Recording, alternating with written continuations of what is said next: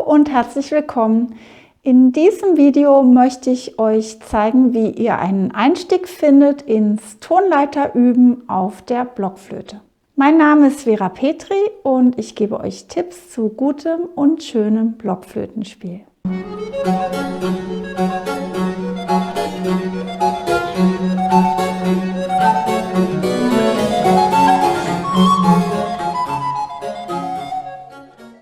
Ja, heute möchte ich euch mal einen kleinen Einstieg präsentieren ins Tonleiterüben auf der Blockflöte. Für diejenigen, die das noch nie gemacht haben oder die es mal probiert haben vielleicht und frustriert wieder aufgegeben haben.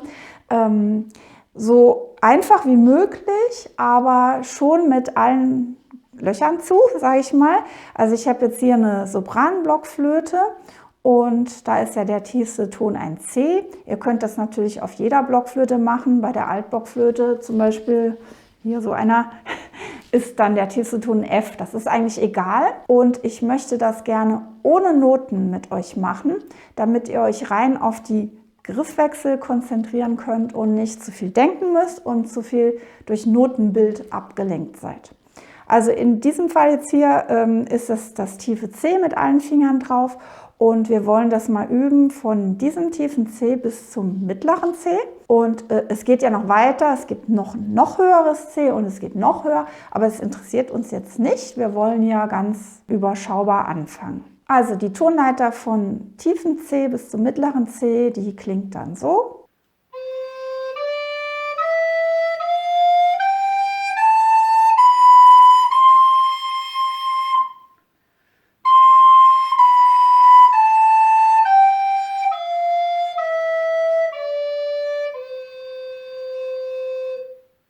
Und die teilen wir uns jetzt aber schön ein in 2 mal 4 Töne, denn die Tonleiter hat ja 8 Töne und wir machen da 2 mal 4 drauf.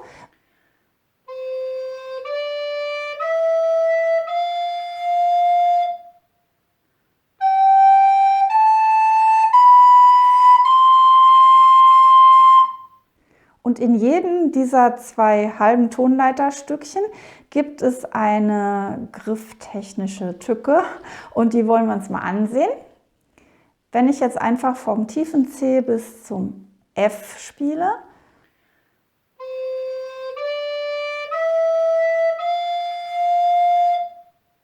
und wieder zurück,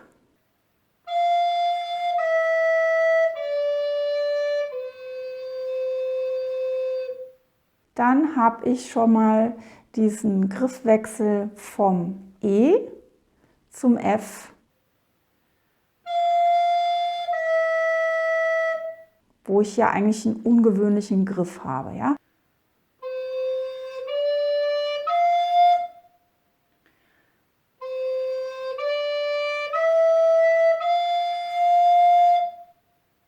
Es kann sein, dass ihr eine deutsche Griffweise habt, wo das F einfach so gespielt wird. Ich bin nicht begeistert von deutscher Griffweise, weil das eigentlich eine falsche ist und die Blockflöten in der Regel sehr verstimmt klingen. Ihr könnt das so aber natürlich auch mitmachen. Ich hoffe, ihr habt barocke Griffweise und darauf ist das jetzt eben ausgerichtet, dass ich das mit dem FE mit euch üben möchte. Was kann schiefgehen? Also erstmal schiefgehen kann, dass ihr gar kein F spielt, sondern ein Fis. Wir sind hier aber in einer C-Dur-Tonleiter und die hat ja keine Vorzeichen. Das müsst ihr eigentlich gar nicht wissen im Prinzip. Ihr müsst mir einfach glauben, dass dieser Griff jetzt der richtige ist, beziehungsweise wenn ihr es wisst, dass C-Dur keine Vorzeichen hat, dann ist eben auch kein Kreuz drin und kein Fis. Also nicht dieser Griff, sondern eben dieses F. Ja, die zweite Hälfte unserer Tonleiter, die ist dann G, A, H, C. Auf der Altblockflöte entsprechend andere Töne, aber dieselben Griffe. Es geht uns um die Griffe, ja. Und da habt ihr diese knifflige Sache G, A, H und dann dieser Wechsel zum C und beim Runterspielen wieder umgekehrt. Und auch wenn man jetzt denkt, das ist doch ganz einfach, wenn man die Tonleiter spielt und sich konzentriert, kann das schief gehen.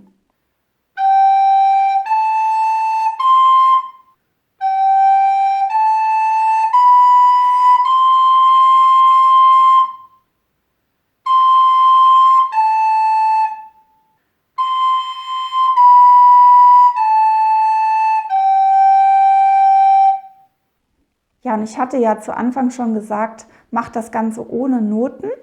Was ihr aber machen könnt, ist eine Griffschrift mal aufmalen, dass ihr die Löcher der Blockflöte auf ein Blatt Papier malt und dann die Löcher schwarz malt, die zu sind bei den einzelnen Griffen, weil ihr dann schon sozusagen auf dem Trockenen, ohne dazu zu spielen, nachdenken müsst, okay, wie greife ich denn da jeden Ton?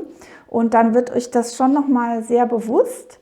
Und dann probiert ihr es nochmal aus. Ihr könnt das theoretisch auch von eurer Griffschrift abspielen.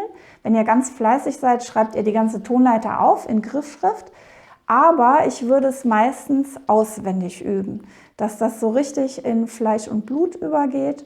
Und natürlich auch nicht stundenlang am Tag, sondern jeden Tag einmal kurz, wenn es geht. Und dann werdet ihr nach einiger Zeit merken, dass das automatisch geht. Natürlich, wenn die Viererstückchen gut klappen oder auch schon am Anfang wollt ihr das auch mal in einem Stück spielen. Auch hier könnt ihr die Zweier-, Dreier-, Vierer-Artikulation anwenden. Und das ist auch ein sehr gutes Training für eure Zunge, dass die schön schnell anstoßen kann.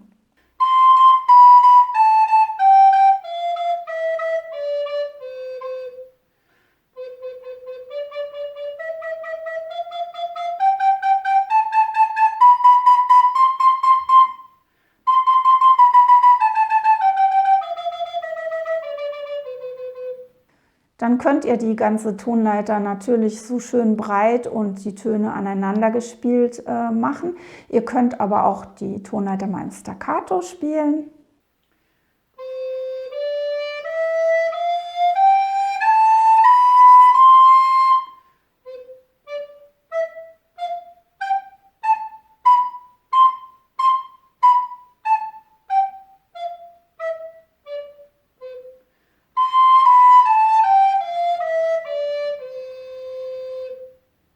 Und viel mehr würde ich ehrlich gesagt gar nicht machen, wenn ihr wirklich damit anfangt und das noch nie gemacht habt.